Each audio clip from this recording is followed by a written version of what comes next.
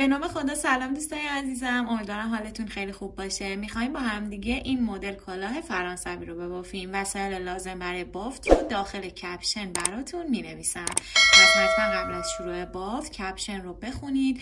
یه توضیحاتی در مورد سایز هم براتون نوشتم. خب میریم که با هم بافت رو انجام بدیم. برای شروع بافت یه گره اولیه ایجاد میکنیم. آموزش گره اولیه رو بارها توی پیج براتون گذاشتم. مثل حلقه جادوییه ولی به این شکل جمعش میکنیم و یک گره ایجاد میکنیم. خب و شروع میکنیم زنجیره میزنیم بچه ها. 5 تا زنجیره لازم داریم برای شروع بافت کلاه. 1 2 3 4 و 5. میتونید برای شروع بافت حلقه جادویی هم بزنید، یعنی که هم میتونید با زنجیره بافت رو شروع بکنید هم با حلقه جادویی. خب من با زنجیره شروع کردم، 5 تا زنجیره زدم، قلابمو میبرم داخل اولین زنجیره و نخو میگیرم میارم بیرون و از حلقه قبلی رد میکنم و یه دونه زنجیره میزنم. میخوایم بافت پفکی انجام بدیم. قلاب رو میبریم زیر نخ جدید، همینجا نگه میداریم. ببینید یه حلقه اینجا ایجاد شده، درسته؟ قلاب میبرم داخل حلقه وسط این زنجیره ها، نخو میگیرم میارم بیرون، میارمش بالا. اصلا نمیخوایم، لازم نیست یعنی برای بافت این کلاه سفت ببافید. دوباره قلاب زیر نخ جدید، دوباره قلاب داخل حلقه، نخو میگیریم میاریم بیرون میاریم بالا. یه بار دیگه هم این کار رو انجام میدیم. قلاب زیر نخ جدید، داخل حلقه، نخ میگیریم میاریم بیرون میاریم بالا. حالا 7 تا حلقه روی قلاب داریم. 7 تا حلقه روی قلاب داریم. این 7 تا حلقه رو با نخ جدیدمون یه دفعه یکی میکنیم و 2 تا زنجیره میزنیم.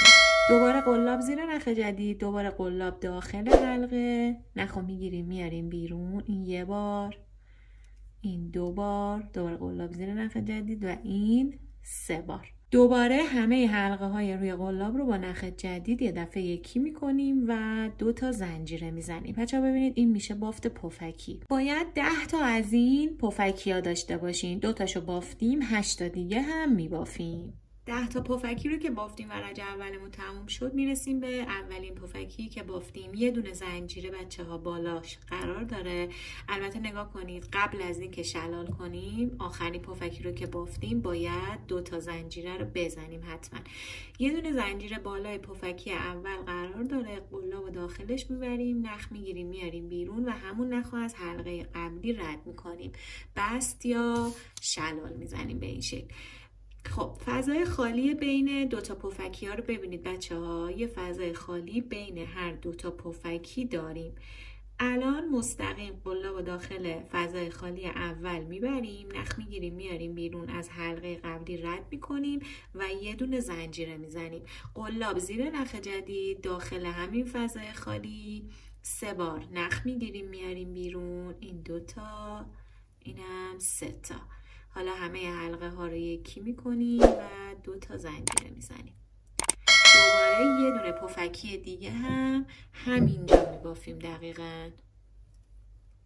3 بار نخ میگیریم میاریم بیرون و بعد یکی میکنیم و 2 تا زنجیره میزنیم به این شکل. دوباره قلاب زیر نخ جدید، فضای خالی بعدیه که بین 2 تا پفک قرار داره. بچه‌ها ببینید باز کنید کامل مشخصه. دوباره 2 تا پفکی هم اینجا با 3 بار نخ بیرون آوردن از داخل فضای خالی و یکی کردن. دوباره 2 تا زنجیره و یه پفکی دیگه هم همینجا.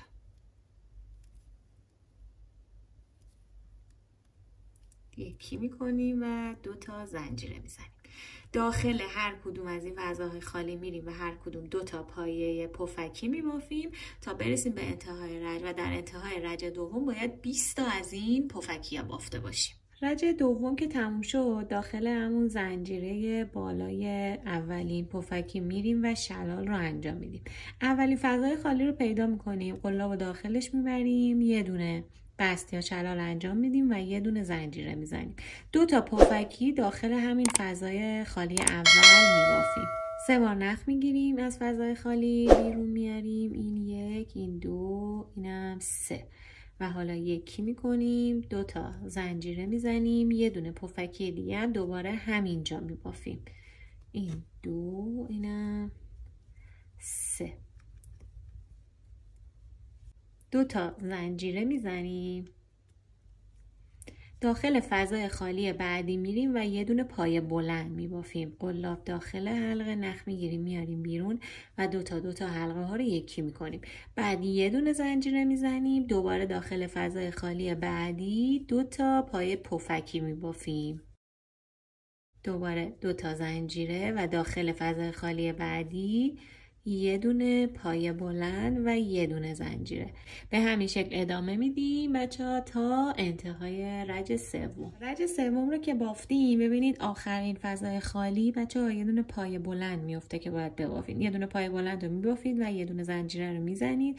داخل زنجیره بالای اولین پفکی میریم و یه دونه شلال رو انجام میدیم.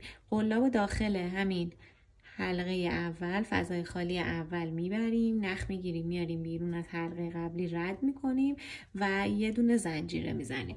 میایم داخل همین فضای خالی اول میریم و 2 تا پایه پفکی معمولی که بهتون آموزش دادم میبافیم. وقتی که تموم شد 2 تا زنجیره میزنیم. حالا به اینجا دقت بکنید، الان پایه بلند داریم اینجا، مثل بافت وافلی باید ببافیم. یعنی چی؟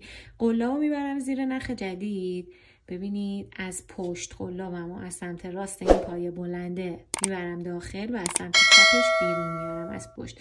یه دونه نخ میگیرم میارم بیرون، از این رد میکنم میارم بالا. 3 تا حلقه روی قلاب دارم که این 3 تا رو 2 تا یکی میکنم یا پایه بلند میبافم به اصطلاح. این یه دونه دیگه هم دوباره باید همونجا ببافیم. قلاب زیر نخ جدید، دوباره قلاب از سمت راست نگاه کنید، از اینجا بالاش میبریم داخل، از چپ بیرون میاریم، نخ میگیریم میاریم بیرون. یه دونه پایه بلند دیگه هم اینجا شد. پس 2 تا بافت پفکی، 2 تا زنجیره و 2 تا بافت وافلی، یعنی 2 تا پایه بلند داخل پایه بلند بعدی ولی از پشت. یه دونه زنجیره میزنیم، دوباره بین 2 تا پفکی بعدی 2 تا پفکی میبافیم.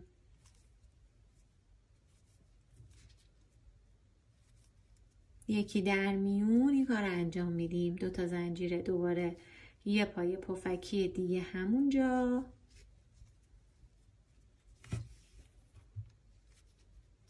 دو تا زنجیره، دوباره یه بافت وافلی از پشت، یعنی 2 تا پایه بلند به این شکل از پایه بلند بعدی میبافیم.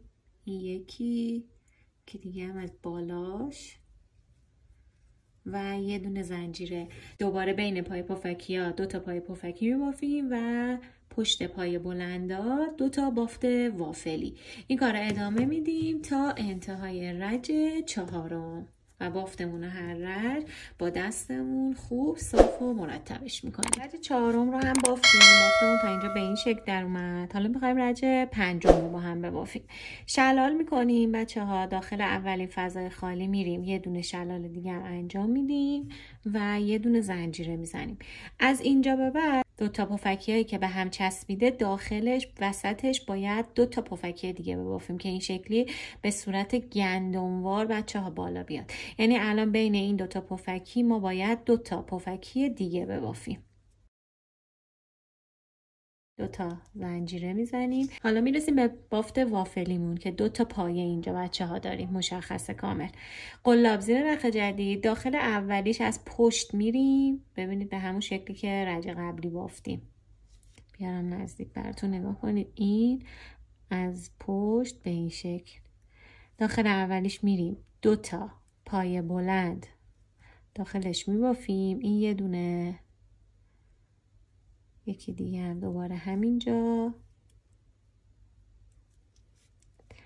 بدون اینکه زنجیره بزنیم. داخل بعدی اونم از پشت یه دونه پایه بلند میبافیم، 2 تا یه دونه. حالا یه دونه زنجیره میزنیم، دوباره میرسیم به 2 تا پفکی هایی که چسبیده به هم، داخلش 2 تا پایه پفکی میبافیم، 2 تا زنجیره. رسیدیم به بافت وافلی، داخل اولیش 2 تا پایه بلند، داخل بعدیش از پشت یه دونه، بعد یه دونه زنجیره، دوباره بافت پفکی و بافت وافلی. این کار ادامه میدیم تا انتهای رج 5.